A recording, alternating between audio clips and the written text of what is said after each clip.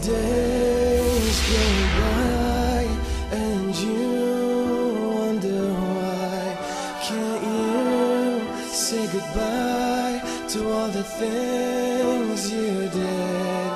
Don't you know in this life it's your chance to survive? Bring your soul alive from the past you've led. Wash away your sins, it's your chance now it is. Wash away your sins, it's your chance now it is. To be amongst the winners of Ramadan. Assalamu alaikum wa rahmatullahi wa barakatuh. Welcome again to a new episode about how to be a true winner among al-faizun, inshallah. Tonight we will speak about a very important topic, which is mujahadat al-nafs, how to struggle to deal with your inner soul, inshallah ta'ala. All your decisions in life will be based on how you deal with that. Stay with us to learn better how to be among al-faizun, inshallah ta'ala.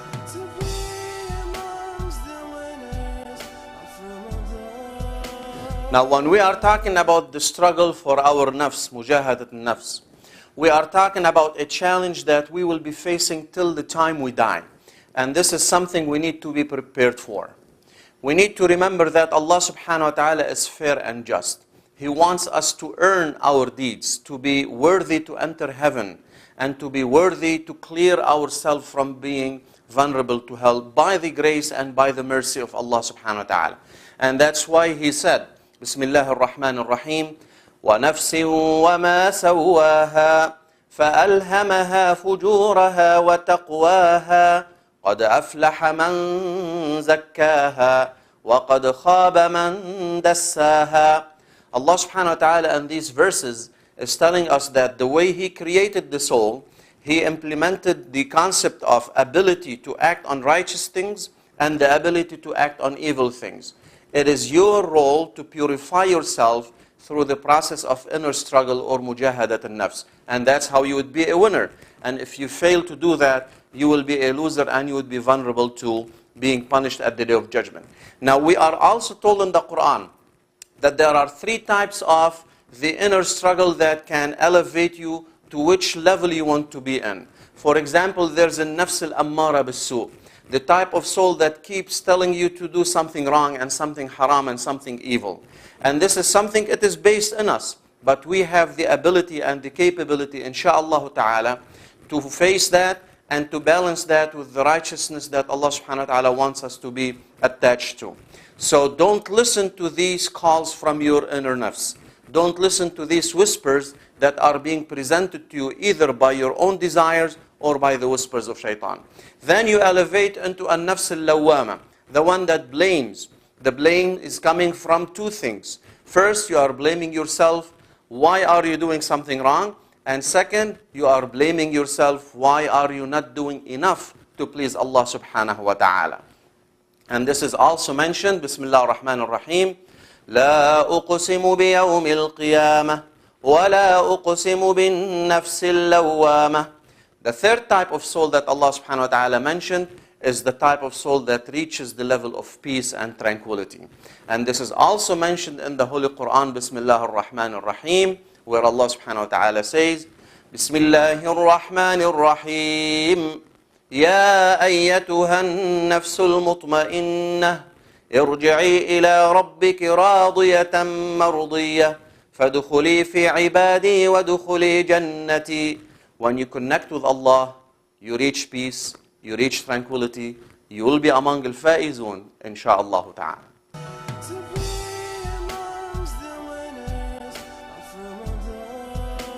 Now we need to remember that to be able to practice inner struggle, mujahadat nafs, to be better people, insha'Allah ta'ala. Imam Ibn al-Qayyim mentioned 4 phases that we can do that. Number 1, you have to learn the truth. You need to invest time to learn the truth, and the truth shall start from the concept of Tawheed. Allah subhanahu wa ta'ala said in the Quran, Bismillah ar-Rahman ar-Rahim, فَاعْلَمْ أَنَّهُ لَا إِلَهَ إِلَّا اللَّهِ know that there is no God but Allah. Every single truth that comes after that is really derived and based on this concept, La ilaha illallah. So everything that follows in reference of learning your deen, halal and haram, how to practice your Islam, has to be coming from this concept of Tawheed, La ilaha illallah. The second thing that you need to keep in mind is that, are you able to practice this knowledge, this truth into reality? As it has been said, faith is not something that you just claim. It is what settles in your heart, and it is proven through the actions and the things and the deeds that you acquire and you practice. And look at the verses in the Holy Quran. Allah subhanahu wa ta'ala always combines the concept of faith, amanu, and the concept of practicing the deeds, وَعَمِلُوا الصَّالِحَاتِ. Amanu وَعَمِلُوا الصَّالِحَاتِ. You will not be able to claim Islam without proving that through the actions that you take. So if someone claims he is a Muslim or she is a Muslim, they don't pray, they don't fast, they engage in all types of haram, what kind of Islam you are trying to introduce yourself through? Number three, this truth that Allah honored you with is not something you should keep to yourself. You should share it with people around you. And that's when you are calling people to this truth. Bismillah ar-Rahman ar-Rahim. كنتم خير أمة أخرجت للناس تأمرون بالمعروف وتنهون عن المنكر وتؤمنون بالله. That you are the chosen nation for what? Because you enjoin what is right and you forbid what is wrong. So you don't keep that knowledge to yourself, you share it with people around you. Finally is that you're not going to be able to do that expecting everything around you is going to be smooth and easy. There will be a lot of challenges facing you, and you need to practice sabr and to be patient in that. This is the type of challenge you expect. Anyone who stands up and speak the truth, there will be a lot of people around you who are not in the business of leaving you alone. And this is what Allah subhanahu wa ta'ala have spoke, that this is the sunnah, this is the way things will go on. Bismillah ar-Rahman ar-Rahim. Alif Lam Mim. أحسب الناس أن يتركوا أن يقولوا آمنا وهم لا يفتنون.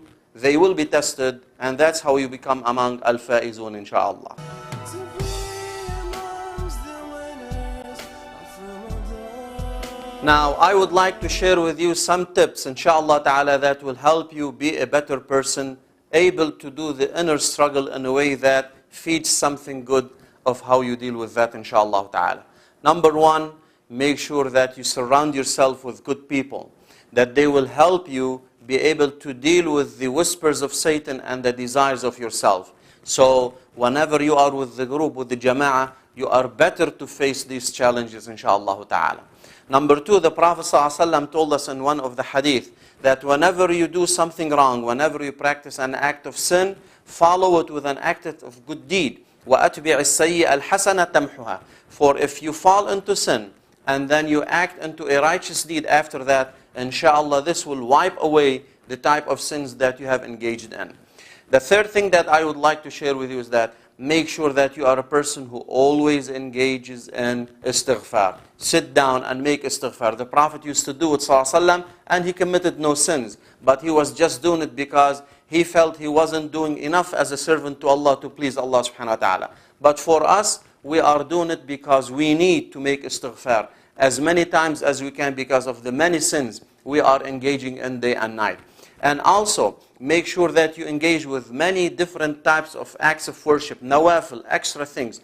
As in the Hadith al-Qudusi, where Allah subhanahu wa ta'ala says that the servant of Allah will get closer to Allah by acting on good deeds. And the more he acts on such good deeds, the more he is closer to Allah, until Allah will become the way that he is protecting him, his sight and his way of hearing. And everything that he acts on, he will be guided by the power of Allah subhanahu wa ta'ala. There will be many things to be sharing with you, but in this particular time, let us remember these tips, and inshallah this will help us be a better person among al-faizun, inshallah ta'ala. To be amongst the winners of Ramadan. As they say, your nafs, if you don't get it busy with the truth, it will get you busy with faults and sins and all types of haram. This is the time in Ramadan that you want to practice this mujahadat al-nafs. Keep yourself busy with the truth, with righteous deeds, so you will create this atmosphere of righteousness around you. you will be at that time among those who are the winners, people who are al-faizun, insha'Allah ta'ala.